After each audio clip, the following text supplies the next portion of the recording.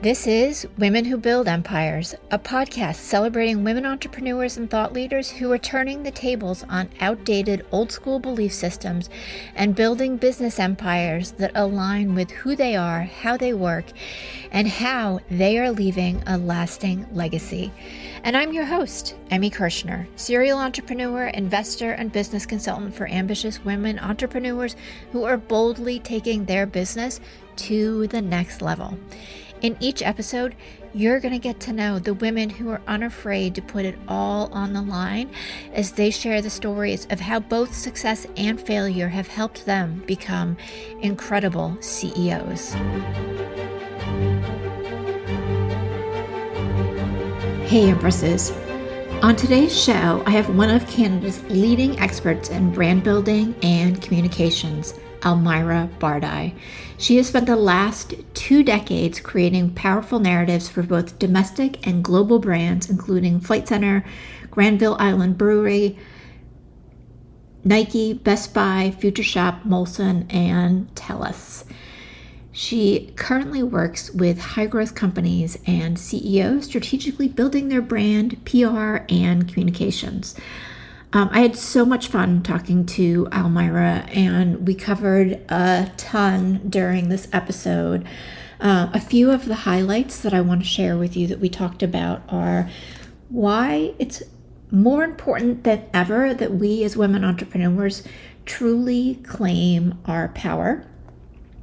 How she became more of a CEO by letting go of the do-it-all mentality, and of course, why PR is one of your best long-term marketing strategies.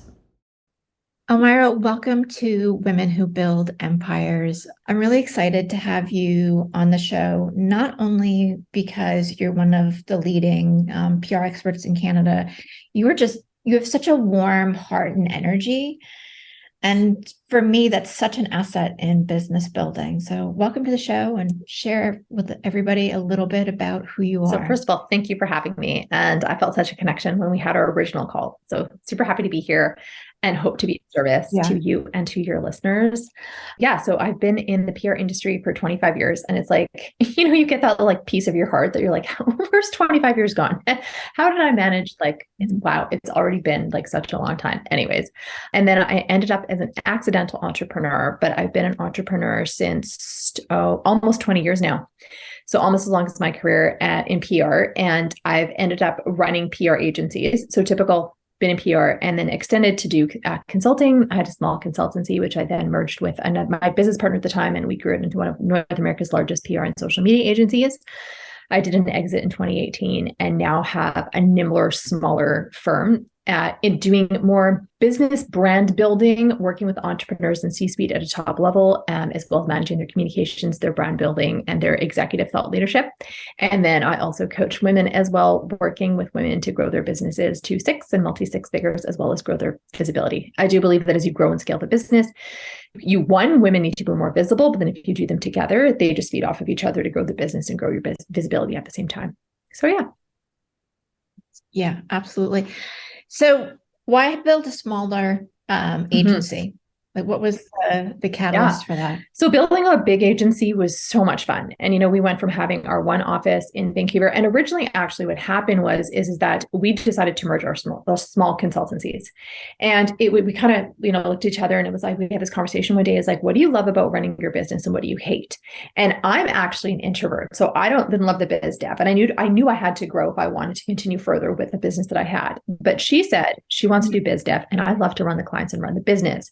So it was a natural idea that the two of us would work together and we didn't know if we'd be successful. So we just, used some contractors, but that first month we got so busy, we had to hire 4 contractors. And then it grew and grew and grew. And we had this vision of having our 7-figure business and then the multiple offices, about 50 team members. And it was so fun, but as I felt like it was always going to be the same in some ways. When you are managing something that is growing so big, there's more maintenance or more systems or an even higher level of maturity, which is great, but it requires even more systems, even more technology to sustain it. And the maintenance of it was I just didn't want to do that anymore. And I'd had this vision of being at a senior level where I could bring in other partners just to do like key pieces of work or have contractors and be like a nimbler, more mature team.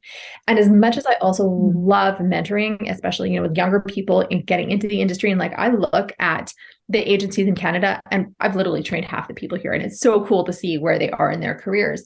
But I just didn't want to keep mentoring people. I wanted to work with people at a senior level and bring people in. And I'm very much like a puppeteer. When my clients bring me in, I work with the CEO, president, entrepreneur, owner, whatever it might be, and they drop me in as a consultant to work with them on developing their brand, developing their PR, and actually getting media coverage. And so for me, it was more about like the maturation of my career and where I wanted to be as an entrepreneur.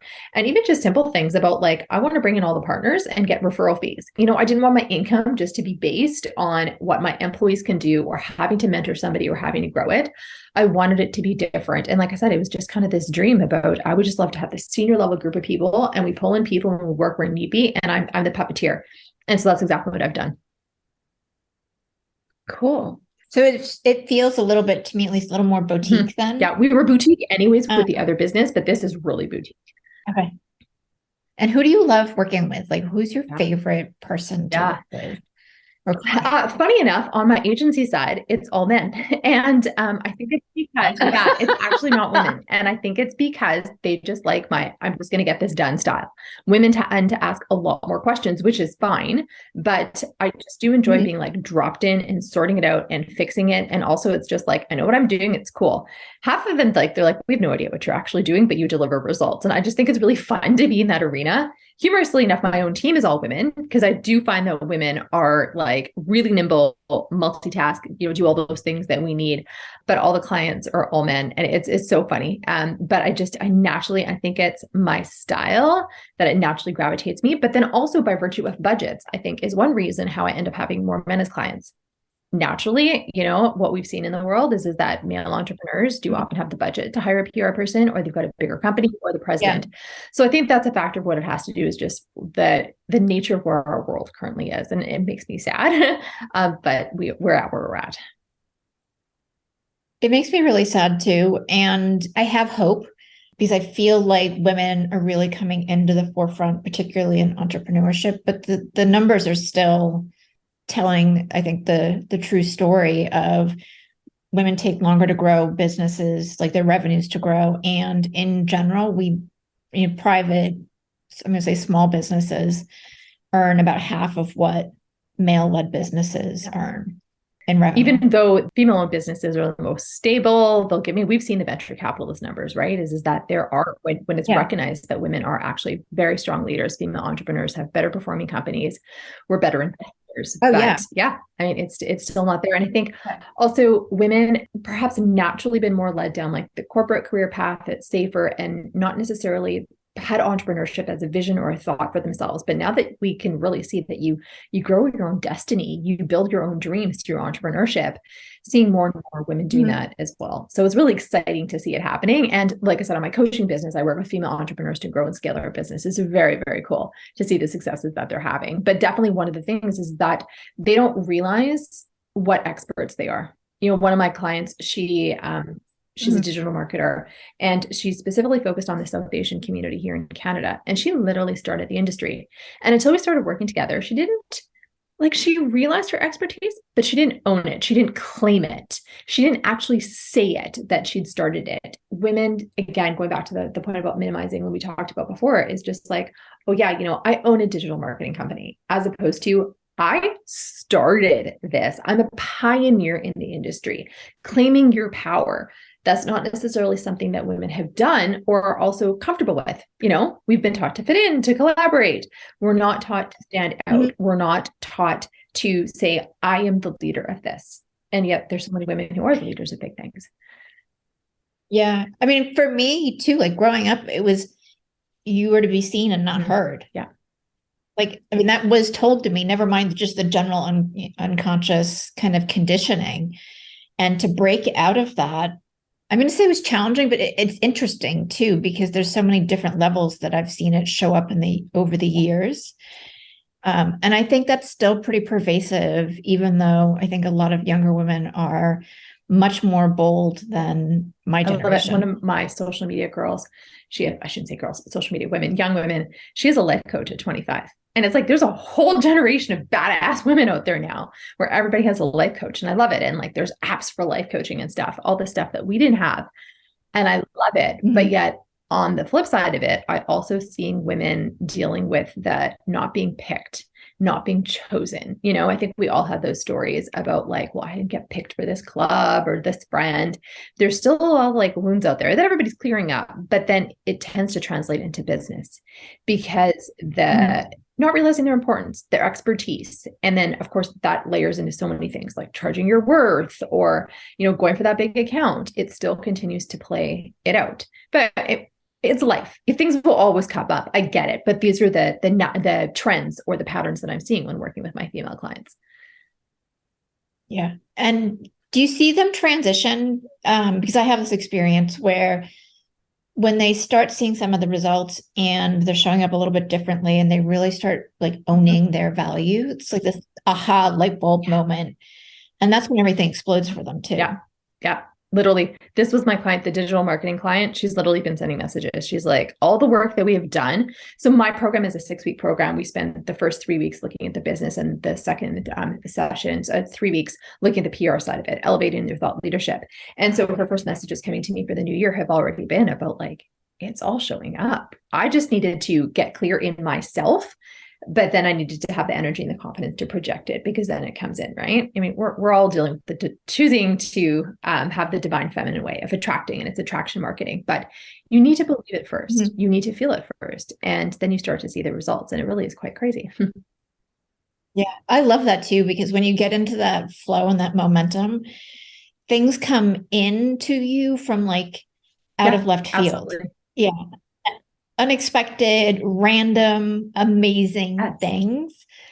And you have to be kind of open there to have it land in your lap, because if you're too like hyper-focused, whatever channel or thing that you are doing, sometimes you can miss those. And that's one of the pieces in business is that the business needs to be set up to receive it. So even myself, like it was funny because last year I was just like, well, I'm technically I'm a solopreneur. You know, it's my business, my clients hire me, but then I've got contractors. So I was still like keeping track of people's deadlines. And, you know, my team had questions they would ask me. Then I'm like, whoa, what are you doing? You're the CEO of this. Where are you elevating your mentality? And also is that why are you working like so many hours to onboard a new client? Like, where's your systems? But again, my mentality was like, oh, it's okay. I'm a solopreneur. And I was like, no. And then I got my VA. She's the backbone of everything. I'm like, I don't even know what happens anymore. Kathleen just does everything. And thank God for Kathleen is what I say every single day. But she cleaned up my back end. And then I was like, okay, I need a project management system. So I decided to get ClickUp. And so it was on my reminders, like watch the ClickUp video. I'm like, why do I need to watch the ClickUp videos? This is not revenue generating. And I think it goes back to, it's just like, I have to know everything. And it's like, well, would you prefer to sleep? Would you prefer to get up early? Would you prefer to be present and have an uncluttered mind and be present with your child? And I think those are the questions that I even had to ask myself is that what is my definition of the CEO? You know, did I ever think of myself as the CEO? Because I don't run a Fortune 500 company. I mean, it was funny. I was about to say I'd like to, but would I really like to? You know, I don't deal well with red tape and bureaucracy and all of that stuff. You know, so when I had my son, I ended up being offered a real job, as I'll say. And it was great. It was totally awesome. And I was so glad I did it. But eventually it came to the point, it was like, why are they asking me to do stuff? And I was like, oh yes, because I'm the employee, you know? I couldn't imagine being in a leadership position where I did have to answer to somebody.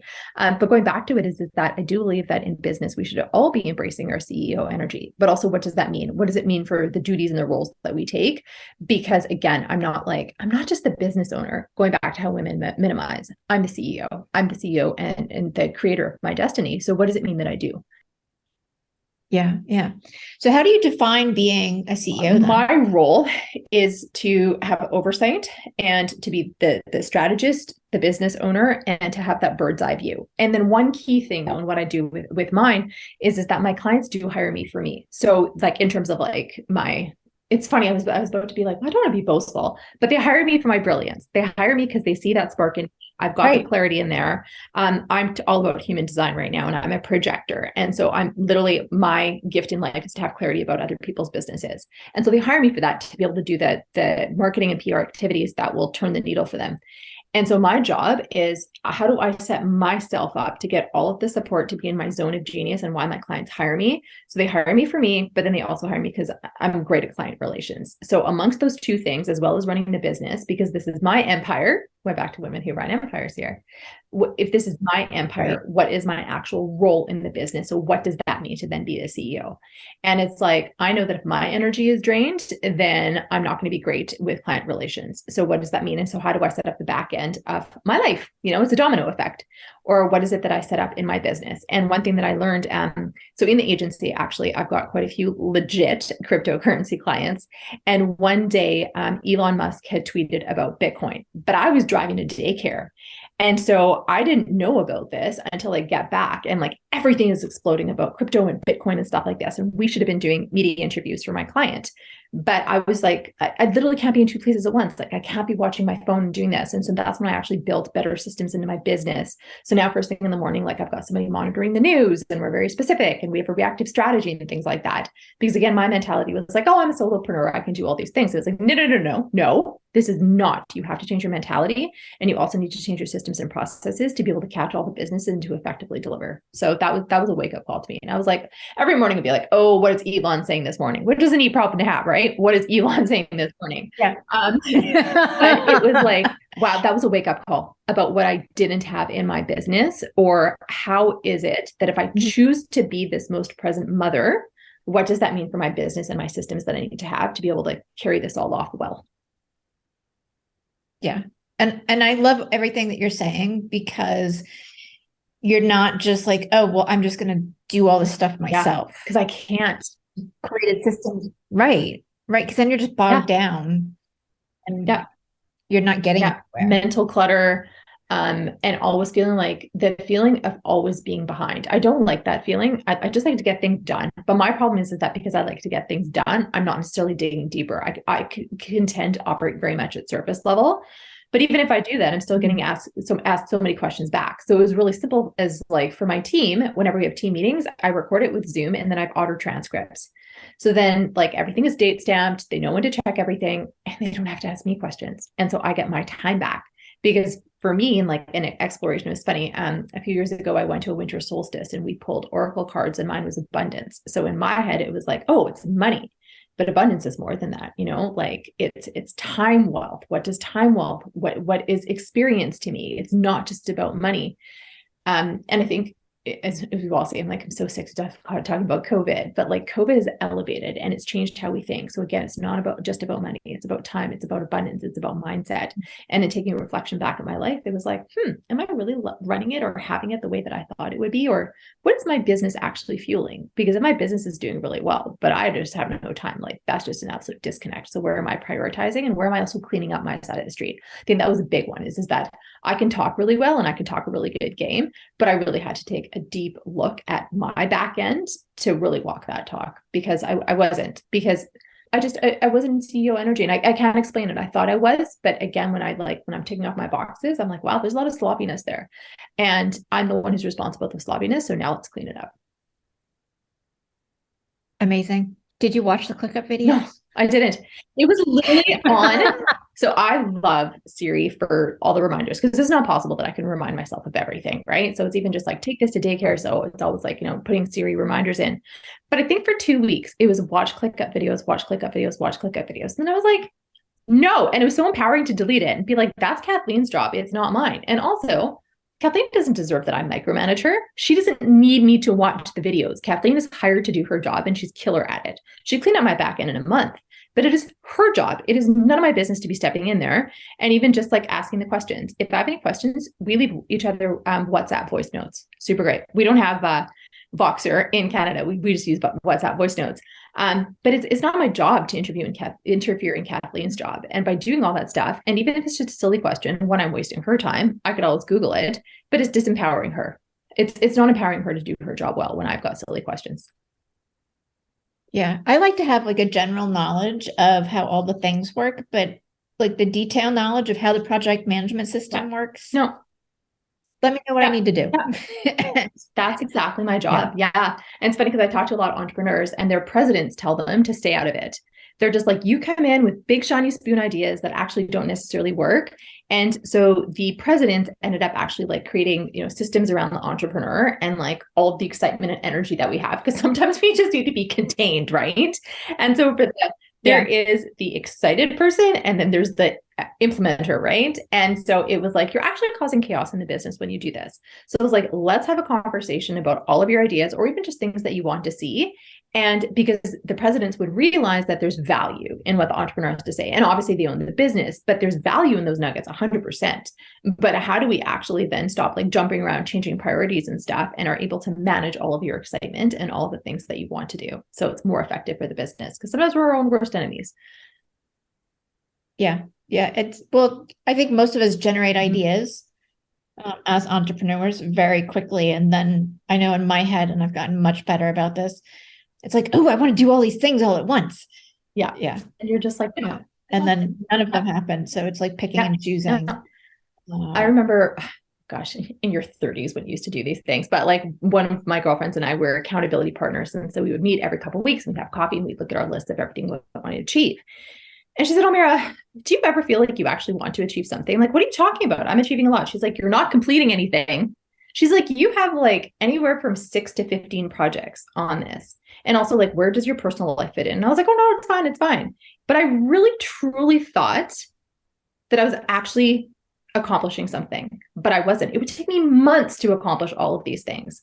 So now it's just like the art of just saying no. It is, because it is an art. And it's like, it's gut wrenching sometimes, because I'm like, oh my God, I really, really want to do this project. Right.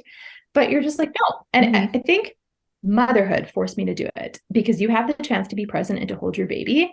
And I mean, you have kids, it's just, it flies by so fast. And it was like, what is it that I want at this point in my life? And I'm so glad I was a mother in my 40s, because I've built my big business in my 40s, and, I'm still doing well. But it's not as big as the previous one, but it was really fun to do that. And I had the time to do it. But more than anything, it was just like, just no, the answer is no, you are not doing it. And that was hard, but there's so much freedom, and people talk about it all the time, but I never got it. But now I do. And also it's just really nice to like cross that thing off and be like, it's done, it's completed. I feel so much freedom when the thing is done. And I think in general, women have a hard time saying no. I know. We want to help everybody to the detriment of ourselves. Oh my gosh. Yeah. I got asked to be on a podcast that the host, I think she was in Europe, or like the time difference was really off. Like it was completely off. I would have had to do 6:45, or I think it was like 8 a.m. But again, like 8 a.m. sometimes I'll do it, but I don't really, because I want to take, hang out with my kid in the morning and then take him to daycare. But her assistant was like, do you think you can make it work? And I felt like a horrible person saying no, but I'm not. I don't want to wake up early and do this. And it felt so selfish. It felt like I was personally like attacking her and saying no, that her podcast was not important enough for me to do. I really had to get over myself. It was such a hard thing to say no to that, but I don't want to do that. I want to have coffee in peace. I want to set up my day properly. And yeah, there's some days I'll make exceptions for an 8 a.m. one, but I'm like, I'm sorry, I'm just not going to do 6:45 in the morning. And again, I felt so bad, and I shouldn't. It's like, it fundamentally does not work for me, but yeah. Yeah. And for me, and maybe this is the same for you, like I really do well when there's a flow in my day, and not like this really strict routine. Like there's an ish for everything, but things that are completely outside of my general schedule and my focus times, like it just doesn't work. It throws me out of the flow too often, and it takes too long to get back. And that's part of where I've learned to say no. I want to shift gears a little bit, because PR is not my area. Why is it important? There's 2 reasons why it's important. One, why it's always important. And number 2, why it's important during a recession. And so starting with the recession piece of it is that people are always going to consume content, no matter what happens, like budget cuts or whatever. We're always going to listen to podcasts. Now we're always scrolling on our phones. We're seeing content. So you always want to be in front of people in general, and then particularly during a recession. So if you have a business or something like that, you would probably going to cut back on digital marketing ads, or you might cut on your advertising business. And sorry, when I say business, I mean like a bricks and mortar business, you might be cutting back on traditional forms of advertising that cost money, but you can pitch yourself to a podcast, right? Just like you and I are having a conversation, it doesn't cost money unless, of course, you get a PR person to pitch you. It doesn't cost money to pitch. And then you would get onto a podcast interview. People would hear you. They'll love what you're saying, of course, and they get into your tribe and they become your buyers, your customers, or if you're a coach, they come into your tribe, they follow you on social media, and ultimately they end up working with you as a coach. So that's the idea of why you always want to do PR. And so when I talk about PR, 25 years ago, when I first started, it was getting in radio, TV, and print. So newspapers or magazines. And of course, the industry has evolved so much that it includes blogs and podcasts, as well as paying for interviews. Back when I started, it was just an absolute no-no. You would never pay for coverage, but given the shrinking media frankly, all across the world, that if it's a good publication, why not pay for it? It's super easy. And often I actually like working with paid opportunities. So I'll get my clients into a paid magazine and we'll work with the writers to craft a really great story based on an interview. If you were doing the free PR, so pitching yourself to get into radio, TV, online, print, or podcast, you don't have the ability to approve it. Whereas when you do paid stuff, you actually get to approve it. So you get to craft an awesome narrative. But the point about being out there is that the media is still very influential. There may not be a lot of media out there, but it's still extremely influential. And it's seen as giving third-party credibility and validation when you are either covered. So they'll do a story on you, or you're interviewed about a topic or about a trend. You're a go-to media expert. You are seen as the expert. And so that's the idea is that you're seen as an authority, or your business is seen as amazing. It gets new people in there.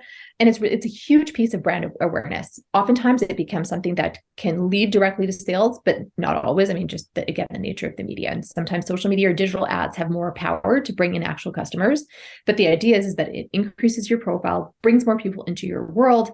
They become customers, they rely on you, and there's the authority. For somebody who's a coach, or I mean, frankly, any business owner, is that if you win an award or you're interviewed by the media, you get to put their logo on your website. Again, reinforcing your importance, your expertise, your authority. You get to charge more. So it's a nice little cycle there. And then also in talking about PR, one of the big things for my female clients is encouraging them to apply for awards. Frankly, I do it for all of my clients, even in the agency, but especially for women, there's a number of awards out there. There's entrepreneur awards out there, and it's recognizing you as an expert. And if you are a finalist or win an award, the organization does free PR for you. How nice is that to get free PR? Yeah. Right. And it all goes into your bio. Yeah. Again, establishing yourself as the authority. And I think people might look at it and be like, well, it's just vanity. It's just vanity metrics. No, actually not. It really is establishing yourself as the expertise. You would be winning an award if you weren't good enough to do it. So I think it's a lot of validation of our own hard work that we do. And we rightfully deserve to be recognized as award winners, as successes, no matter men or women. I mean, it's human nature to be nice to be recognized, but people deserve to be recognized for all the good and the cool stuff that they do. So why not? It's just cool. Yeah. I mean, I like to see it when my friends win awards because they deserve it. And I know they've worked hard not only to be in a place to be considered for an award, but to just be in that space in general. And it's nice to celebrate them. To celebrate all of your hard work and your successes. It's so nice. Yeah. And what about in a recession? Like, how can that benefit you? People are still spending money. I was actually talking to a financial advisor a couple of days ago, and she was saying apparently this was the biggest Black Friday ever. So people are still spending money, but we could see consumer spending being cut. But people will still invest in services like coaching, or perhaps it's in their health. So if there's a health podcast and you are a nutritionist, that's absolutely worth it. So you can get new clients. So again, in a recession, people are still spending money, but they're paying more attention to where they're spending their money. So that's why it's even more important during a recession to be interviewed or to be part of a podcast or a newsletter, whatever it might be, to get in front of people. So people will still spend money. It's just how much money they spend and what value are they getting it out there. During recession, people also tend to hibernate. So are they staying at home and wanting to learn a new skill? What could you do there? Do you have something that you can put out there as a course? Or if it's your business and you're like, oh gosh, like we're in a recession, there's going to be like less spending on consumer goods. Maybe you're doing something really cool. If you're a yoga studio, you can have some special yoga days or something like that, right? And you can get more consumers into your business. You know, people are going to be fighting for dollars. So if you can be the bee's knees, the cool thing, right? They're going to come to you and they're going to spend money with you. That's why it's still so important to do it. And I've always thought that PR is more of like a long tail, or what I refer to as a long tail marketing strategy, in that it takes a little time to get results. It's not as quick as going out, making a phone call, so what's the time frame in kind of seeing that expansion and expertise and authority or getting on a platform? Sometimes it can be as long as a year because it just does take that long. Okay. I've got some clients who are, one of them is a cybersecurity expert and he is out east in Canada, but the media have been using another go-to expert for years. So getting this guy in, it's literally been like every single time somebody writes a story, we go in and we pitch my client instead. And it can take up to a year because once you're already in the media databases, so particularly the TV media, they keep a database of experts. So every time there's a story or somebody who needs comment, they're just going to literally click into their database and see who the expert is. So trying to get known, first of all, to get in people's databases, then become the go-to. So it can take up to a year. And the way that you first do it is that if you have like nothing to say, you're kind of still starting your business, post on LinkedIn, post on your blog, do some videos on Instagram, starting to get familiar with sharing your expertise in your topic. And then you can start pitching yourself to media or looking out if there are any like publicity days are my favorite because they're just so easy to work with, especially if media are going to be covering them. So if you're a florist, of course you should be doing something for Valentine's Day, right? But make it cool. It's like not just talking about flowers for Valentine's Day, but is there something on a podcast you can talk about or your local TV station? Particularly if your consumer is an older consumer, they are still watching TV. They're not watching Apple TV. So that's also where you're putting together your PR plan is that where does my customer reside? If you're trying to get like millennials, you're not going to bother getting on TV, but you might see if there's a YouTube channel that you can be on and that you can pitch, like, is there a certain date? Where would you fit into that news cycle or that story? If you have a company that's doing electric vehicles, like bam, that is a story. And that's actually something that could jump right away because that is very, very topical. So those are the ones which would not necessarily be the long tail play. Those could happen sooner and just be able to get out there, especially if there's a competitor to Tesla, or I mean, when Rivian also launched, there was quite a bit of news about them as well. So if you're a commentator, if you're a financial analyst talking about electric cars, like boom, there's a story right there. But other than that, yeah, it could take 6 months to a year. And so continuing to pitch. And even if you don't hear back from media when you do your pitch, still keep at it once a month, come up with a fresh new idea. The media don't think it's their job to respond to you. So don't get discouraged if you're pitching and hearing crickets. It's totally normal and it's the way it goes. Yeah. Yeah. Well, and I think that's with anything. Yeah.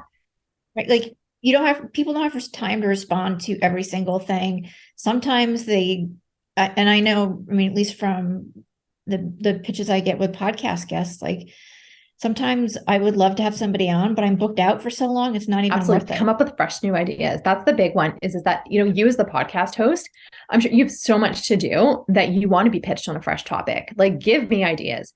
Make sure that you are using, a tip to everybody is that make sure you're using a really great email subject line. We all get so many emails. So if you're trying to pitch somebody, like if it's some jargon or if it's a really boring email subject line, I'm not going to open it. I don't even open boring subject lines for newsletters that I want to be subscribed to. If it's boring, delete. I'm not interested. So it has to be attention grabbing. And even just in writing a pitch, it can't be too long. It should be between 3 and 4 paragraphs. Use some bullet points, bold things, because journalists in the traditional media industry are just slammed, and even podcast pitches. Like it's just, we live in a busy world. Make it easy. Put in some bullet points about what your topic could be that you want to talk about. Awesome. Now you have a super cool guide also that you're going to give to everybody. Can you share that too? So it's my top 3 ways to get free PR. And PR is actually so simple. And I think that people there's so many myths about it. And I need to be like super famous or publicity or all good PR is good PR. So this actually just tells you how to do PR, gives some super easy, quick tips and tricks to be able to do it and send you off on your way. Because like I said, PR is super easy. It does take time to do it. My passion is really getting female entrepreneurs, I mean, all entrepreneurs, but really getting female entrepreneurs more recognized. So if I can give this out and help women get an interview, do it. That's what it's there for. Yeah. So we'll have the link in the show notes for that. And I want to encourage all of the women who are listening, play a bigger game. Yeah. Yeah. Like if this is our time, there's a space opening up for women to make bigger shifts, bigger changes in the world, in whatever your business is. And one of the things I love in these conversations with the clients I'm working, women that I meet networking, is that we all have just a slightly different way to approach our industry that's still different and changing the way it's been done for the last however many decades or sometimes even hundreds of years. Yeah. And that's so amazing. Absolutely. You know, if there's another woman who you meet who's doing the same thing, it shouldn't be competition, not at all, because it's not about competition. It's about abundance, that there's more expertise. There's however many billion people in the world, like we need to know more people to be able to get in front of people. So as you say, it's everybody has a slightly different, unique twist on it, and not everybody is a fit for everybody else. So also not taking it as hurting your self-esteem. You know, because there's either the sense of competition or I'm not good enough, like forget all of that garbage. That's all like mind junk. Focus on you, focus when you do that so awesome, and collaborate and work together, because we can all work together to bring in more business, to impact more lives, to do really cool things in the world. Yeah, I loved what you said, mind junk. How do you get rid of that? Do you have a process, a practice, a ritual, a thing to keep you I talk to myself in that space? I talk to myself a lot, you know, and I was listening to this one money coach, Amanda Francis, and she journals a lot. There's like her practice is just journaling, but me, I kind of just like yell in the car a lot, or, you know, just yell in the shower or talk to myself. But also one of the things I learned is that the mind doesn't like a void. So you can like unjunk yourself all that you want, but until you replace it with something else, you actually won't change it. But also when I'm de-junking, is that a new word I'm going to come up with? When I'm de-junking, I also like clear it from my body. I mentally think about what part of my body this story, this thing is sitting in. And it's just like, even sometimes I just like, I'm very curious. I want to do an energy healing course because I'm so curious about it. But it's just like, if I feel like a negative word or a negative feeling, like maybe it's around my shoulder, or oftentimes I'll feel things like around my head or at the back of my neck, which is where your subconscious is. I'll literally put my hands and like kind of dust it off around me and just literally clear it out of my system. Again, I have no idea what I'm doing because I know very little about energy, but it feels like there's a word or a concept or an emotion or a narrative, a story just like sitting there. And I just kind of talk to it. Sometimes I'll yell at it. But also I know this, that if you make things feel welcome, they actually go away faster. So I'll have a conversation with it. But mine is done through talking. Like I said, some people are journaling, but for me, it's just like talking it out and then clearing it. I'll then take a selenite wand and I'll just clear. I'm going to start using de-junking. Yes. Make it a word. Great. We can hashtag that for this episode. I love it. It's in the new Emmy dictionary. Yes. Yeah, I mean, everything that you're saying resonates with me, and I totally agree with you. Like sometimes if you're inviting the thing in that is hanging on you in not a good way, it does dissipate, as opposed to just trying to like rip it off or shove it away, because you're acknowledging that it's there and then it's easier to let go. I know. Isn't it amazing the power that the past or everything has on us? I was just doing a Marianne Williamson course and it was talking about like the past actually doesn't mean anything. The past doesn't even exist. It's just like, wow, all these concepts that we're learning, but yeah, the past doesn't even exist. It's crazy.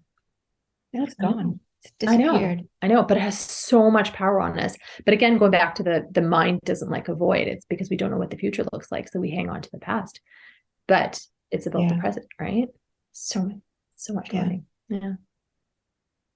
Yeah, I love our conversation. Where can everybody connect with you? So Instagram is usually the easiest, just by virtue of spelling my name, Almira. So it's ALMIRAB, Almira B on Instagram. Easier to find it. But then there's also my website, www.almirabardai.com. But like I said, Almira B on Instagram. I'm the only one. Easiest way to catch me there. Almira, it's been so wonderful to have you on, and we have to wrap up. Oh my gosh, already. Thank you so much. I loved our conversation. You're welcome. You're welcome. One final thought or quote or something that you wish you could have shared with yourself, your younger self. Don't worry so much. I think that's what my older self is telling me. Don't worry so much. It's okay to let it go, and things will turn out. They may not turn out. It is so true. They may not turn out how you want them to, but it'll turn out better than you ever thought possible. That's a big one for the older me, I think. That's a really, really good one. So, thank you.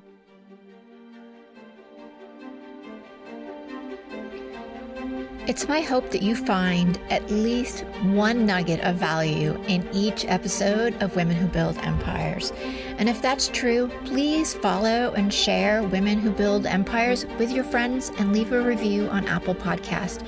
Your support is what will help this podcast be found by more women just like you.